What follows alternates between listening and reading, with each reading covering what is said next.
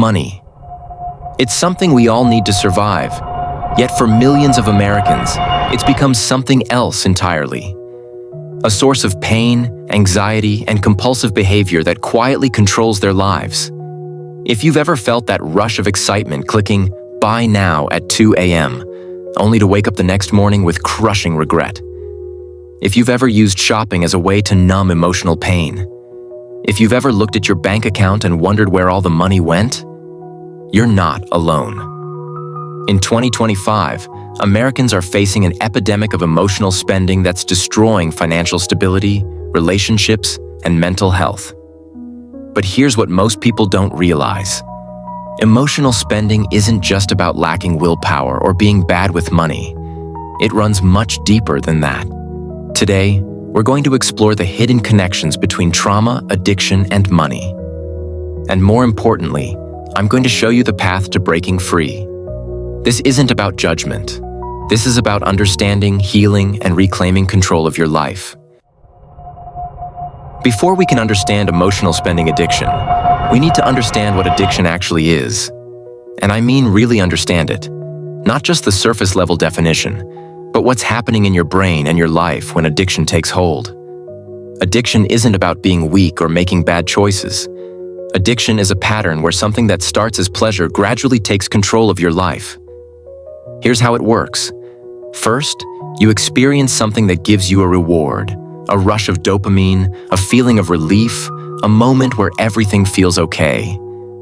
Maybe it's that new pair of shoes, that online purchase, that retail therapy session. Your brain remembers this. It says, "Hey, that felt good. Let's do that again." But here's where it gets tricky. Over time, you need more to get that same feeling. One purchase becomes $5. $50 becomes $500. The things that used to excite you don't hit the same way anymore, so you chase bigger highs. Eventually, you reach a critical point. You're no longer in control. The behavior is controlling you. You're spending money you don't have, hiding purchases from loved ones, feeling shame and anxiety, but you can't seem to stop. That's addiction. When we think of addiction, we typically think of substances, drugs, alcohol, cigarettes. But addiction can attach itself to anything that triggers that reward response in your brain. Shopping, gambling, spending money on experiences or things, these can absolutely become addictions. And here's what makes spending addiction particularly insidious. Society actually encourages it. We're told that buying things is self-care, that we deserve to treat ourselves, that retail therapy is a legitimate way to handle stress. Imagine if we treated other addictions this way. Imagine if every time someone felt sad, people said, "You know what you need? A drink. You deserve it." The normalization of spending as a coping mechanism makes it incredibly hard to recognize when it's become a problem. You're not buying cocaine on a street corner. You're just clicking "Add to Cart" on Amazon. Your friends aren't staging an intervention. They're liking your haul photos on Instagram. But make no mistake, when spending money becomes your primary way of dealing with emotions, when you can't control the urge to buy, when the consequences are piling up but you keep doing it anyway, that's addiction. The addiction cycle with emotional spending looks like this. You feel bad. Stressed, anxious, depressed, lonely, inadequate. The discomfort builds. Then you remember that buying something might make you feel better. You start browsing online or head to a store. The anticipation builds. You're already getting that dopamine hit just from imagining the purchase. Then you buy it. For a moment, maybe an hour, maybe a day, you feel amazing. You feel successful, in control, like you've solved something. You feel like a different person, the person you wish you were. But then reality crashes in. The credit card bill arrives. Your partner asks about the charge. You look at the thing you bought and realize it doesn't actually make you feel the way you thought it would. The original bad feeling is still there, and now you've added financial stress and shame on top of it. So what do? You feel bad again. And the cycle continues.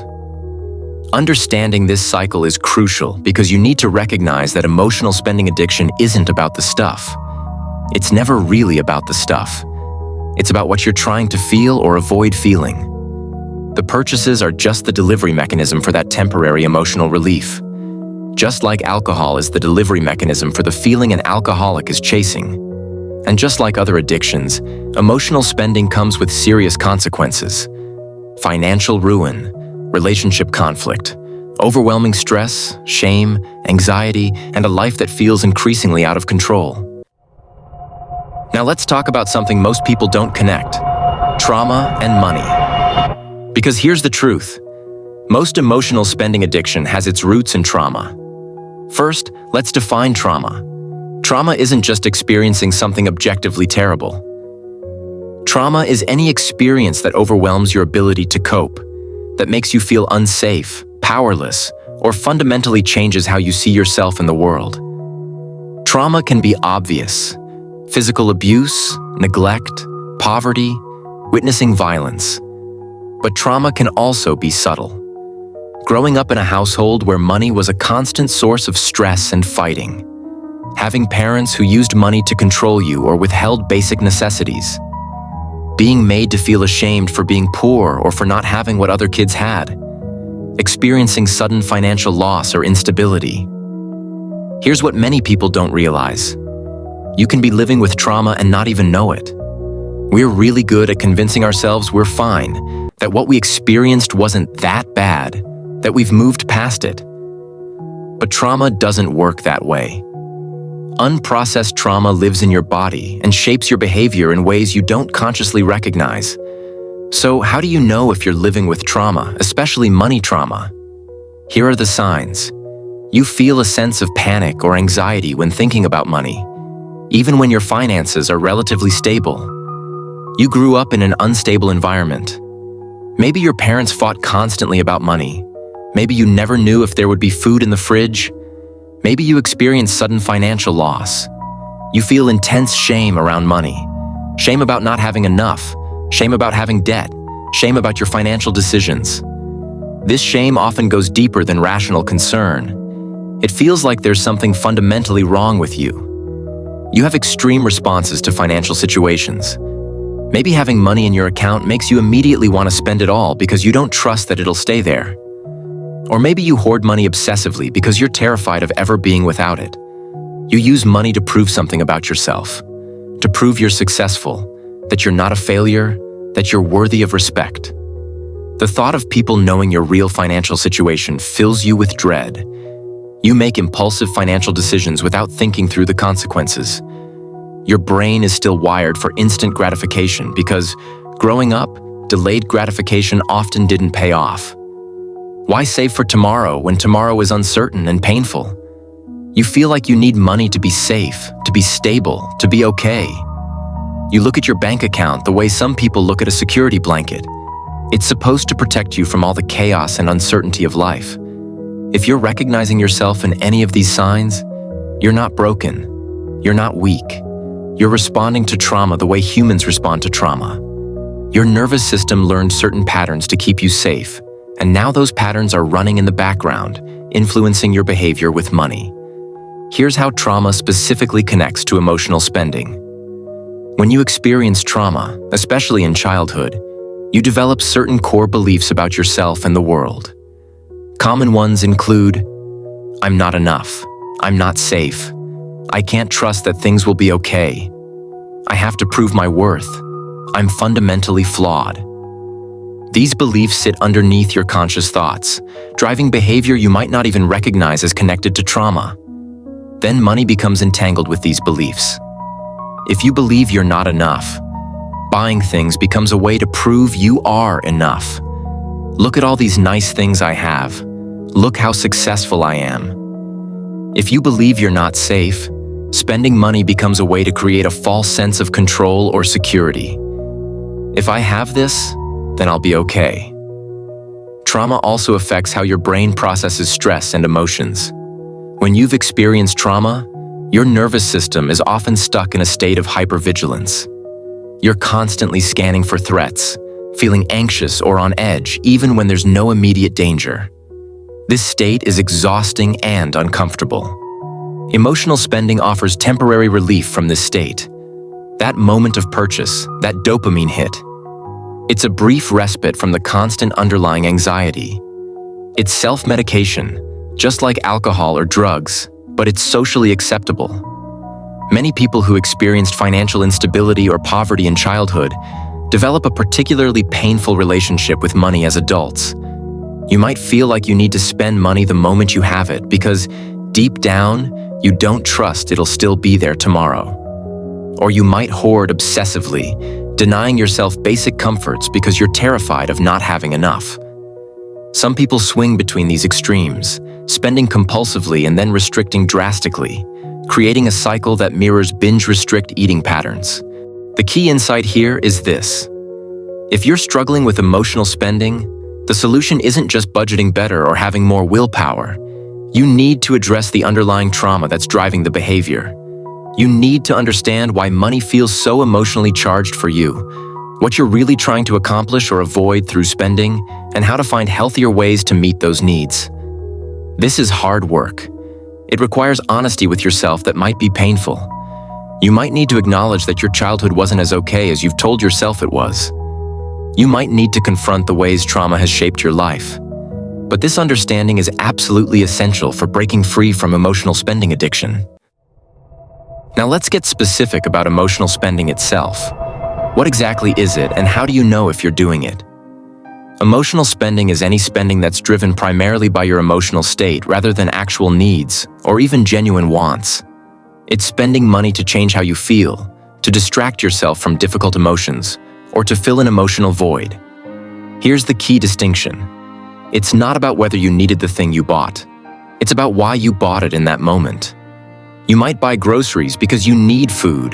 That's not emotional spending. But if you go to the grocery store after a terrible day and come home with $200 worth of snacks and comfort food you don't need because you wanted to feel better, that's emotional spending.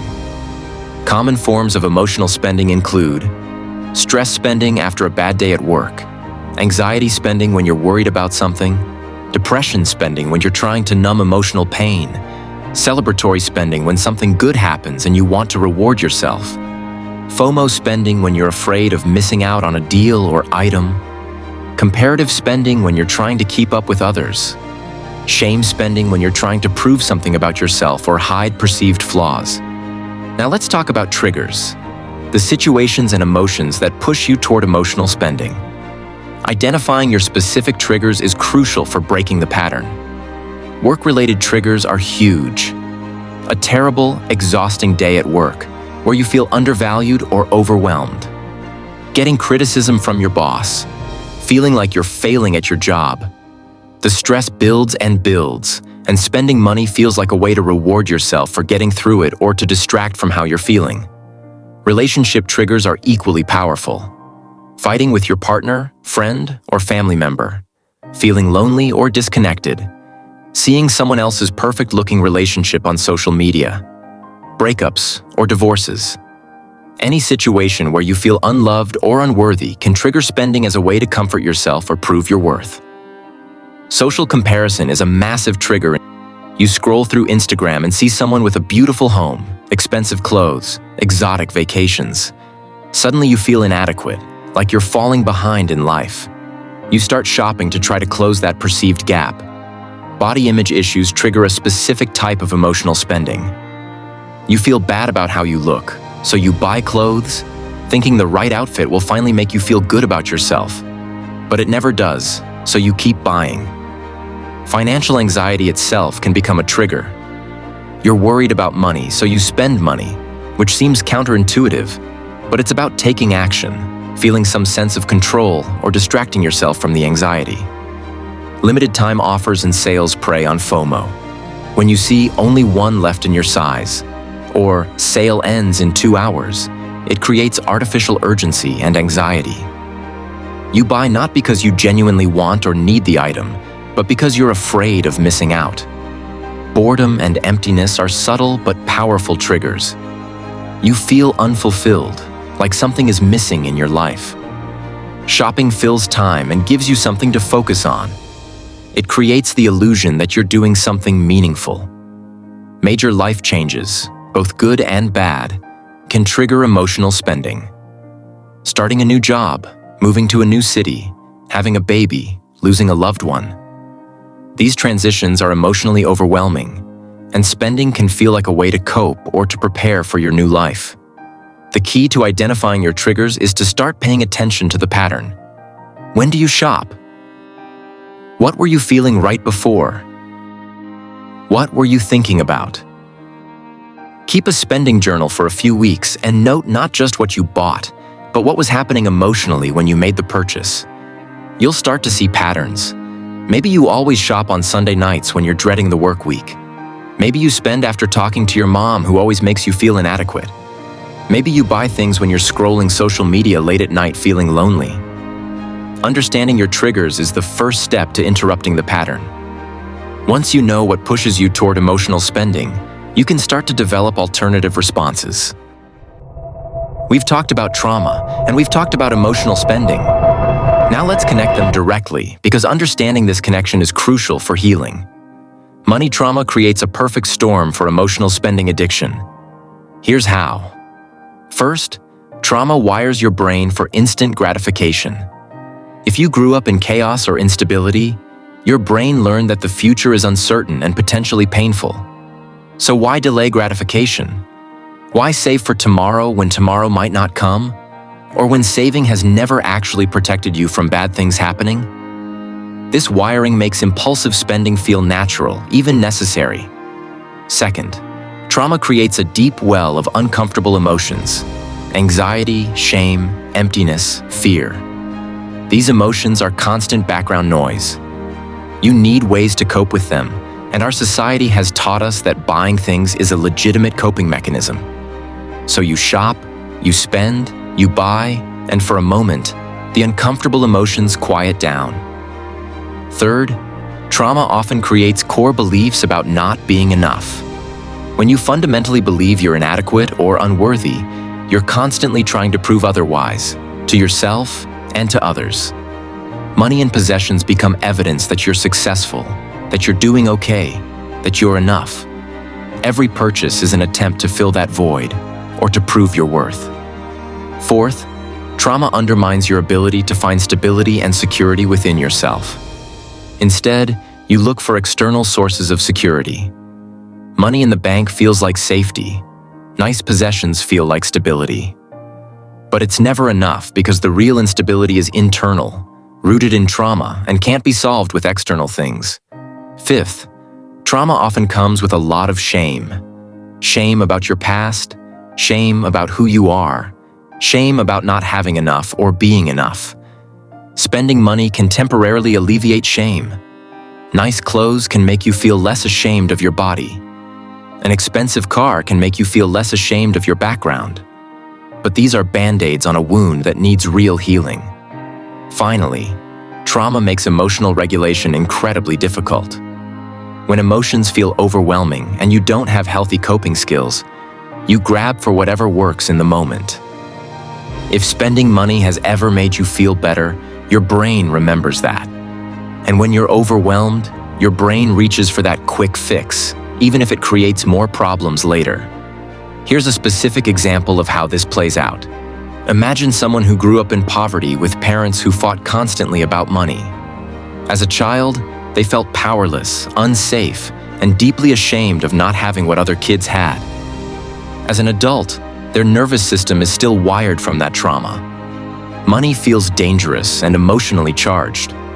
Not having enough triggers those old feelings of powerlessness and shame.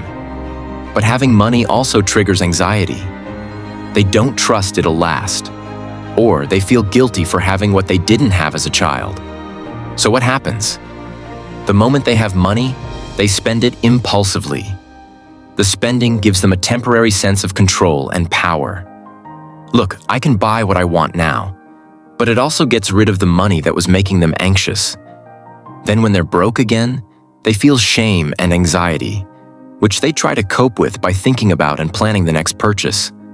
Or take someone who grew up with a parent who controlled them through money, withholding necessities, using financial support as manipulation. As an adult, they compulsively spend money as an act of rebellion and autonomy. Every purchase feels like proof that no one controls them anymore. But this behavior is still being controlled by the trauma. They're reacting against it rather than being truly free. The point is this: emotional spending isn't happening in a vacuum. It's not random. It's deeply connected to your history, your trauma, and the beliefs and patterns that trauma created. And until you address that underlying trauma, you'll keep struggling with the spending no matter how many budgets you make or how much willpower you try to summon. This is why superficial solutions don't work. You can't just be better with money when money is tied to your deepest wounds and fears.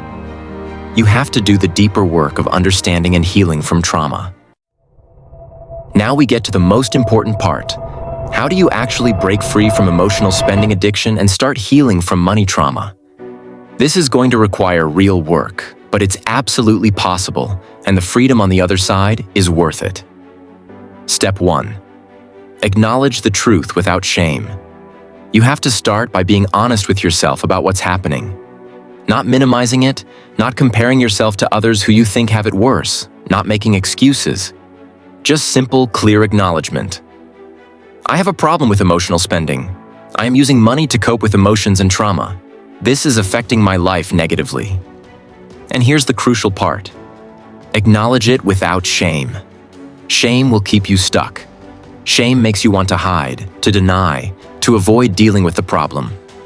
You developed these patterns for understandable reasons. They were attempts to cope, to feel better, to survive. They're not working anymore, and they're creating problems. But that doesn't make you a bad person. It makes you human. Step 2. Identify and feel your emotions. Most emotional spending is an attempt to avoid feeling something uncomfortable. So you need to learn to actually feel your emotions instead of shopping them away. This is hard. Emotions are uncomfortable. That's why we avoid them.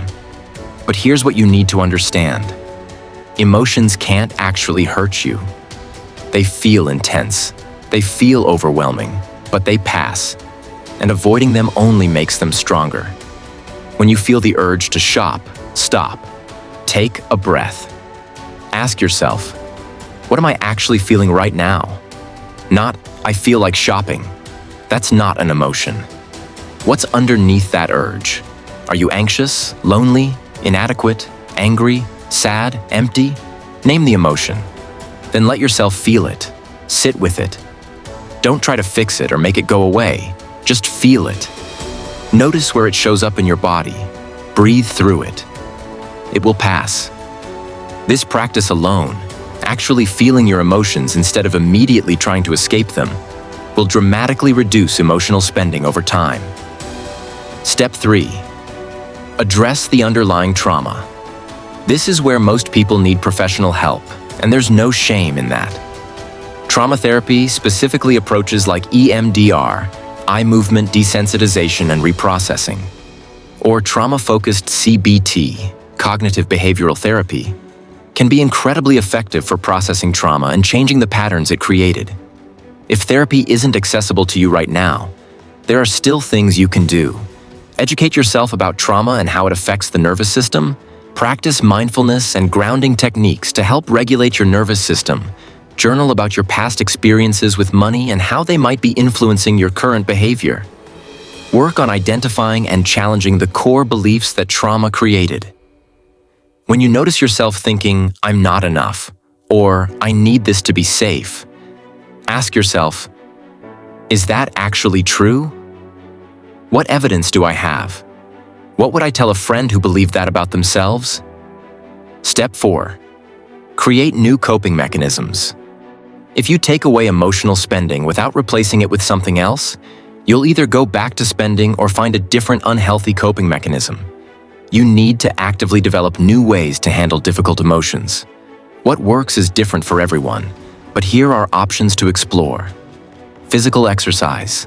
It regulates your nervous system and releases endorphins, creative expression.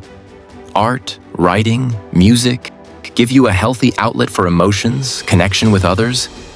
Reaching out to a friend when you're struggling instead of shopping. Mindfulness practices. Meditation, deep breathing, body scans, engaging hobbies that genuinely fulfill you. Not as distraction, but as genuine sources of joy and meaning. The key is to find things that actually meet the underlying need. If you're spending because you feel inadequate, no amount of exercise will fix that. You need to work on self-worth. If you're spending because you're lonely, you need genuine connection, not just activities to fill time. Step 5. Implement practical barriers. While you're doing the deeper emotional and trauma work, you also need practical strategies to interrupt the spending pattern. Unsubscribe from marketing emails. Delete shopping apps from your phone. Unfollow social media accounts that trigger comparison and FOMO. Implement a 48-hour rule. If you want to buy something, wait 48 hours. If you still want it in 2 days, then consider it. Remove saved payment information from websites so you have to manually enter your card each time. This creates a pause where you can reconsider. Use cash for discretionary spending. The physical act of handing over cash makes spending feel more real. If credit cards are too much of a trigger, consider whether you need to cut them up, at least temporarily. Some people need to freeze their cards in a block of ice, literally, so there's a delay before they can use them. Set up automatic transfers to savings on payday so the money is gone before you can spend it. Ask a trusted friend or family member to be an accountability partner. Text them before making non-essential purchases. These barriers won't solve the underlying issue, but they buy you time. They create moments where you can make a conscious choice instead of acting on impulse. Step 6. Redefine your relationship with money. You need to actively work on changing how you think about money. Money is a tool. It's not happiness. It's not success. It's not safety. It's not worth. It's a tool that helps you meet needs and achieve goals. Start developing a conscious, intentional relationship with money, where you decide what your values are and how you want to use money to support those values. What actually matters to you? What kind of life do you want to build? How can money support that, rather than money being the goal itself? Practice gratitude for what you have instead of constantly focusing on what you lack. This isn't toxic positivity. It's retraining your brain to notice sufficiency instead of only seeing scarcity or inadequacy. Step 7. Build real security and self-worth from within. This is the deepest work, and it takes time. You have to learn that you are enough exactly as you are, without the purchases, without the possessions, without the external validation. Your worth is inherent. It's not something you earn or prove. Security doesn't come from a bank account number. Real security comes from trusting yourself to handle whatever comes, from having genuine supportive relationships, from knowing your own resilience. This might mean working with a therapist on core beliefs and self-worth. It might mean spiritual or philosophical exploration of what gives life meaning beyond material things. It definitely means challenging the cultural messages that equate worth with wealth and happiness with having. Finally, let's talk about managing emotional spending as an ongoing practice. Because here's the reality. You're not going to fix this once and never think about it again. It's going to be something you manage, especially in the beginning.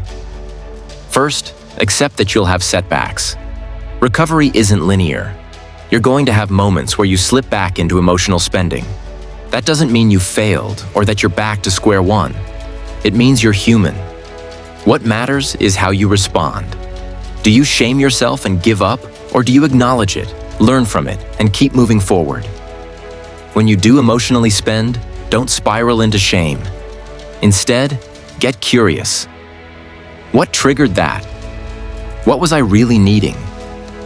How can I handle it differently next time? Develop a support system.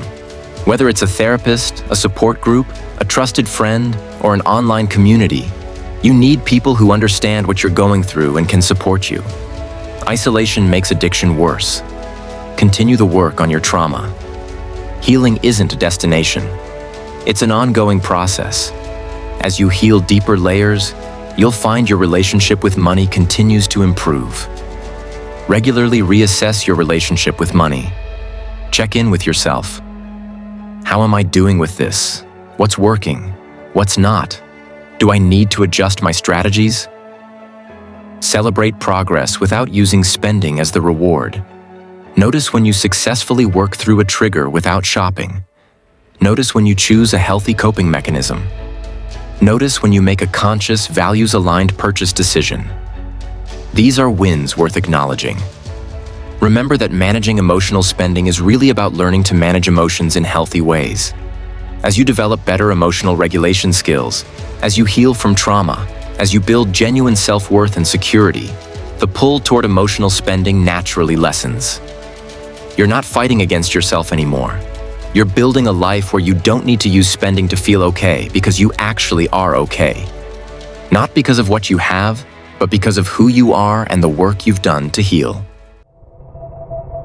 Breaking free from emotional spending addiction and healing from money trauma is some of the hardest, most important work you can do.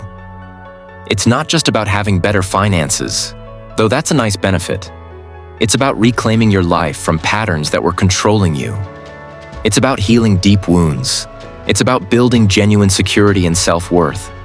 It's about freedom. You deserve that freedom. You deserve to make conscious choices about money instead of being driven by unconscious patterns.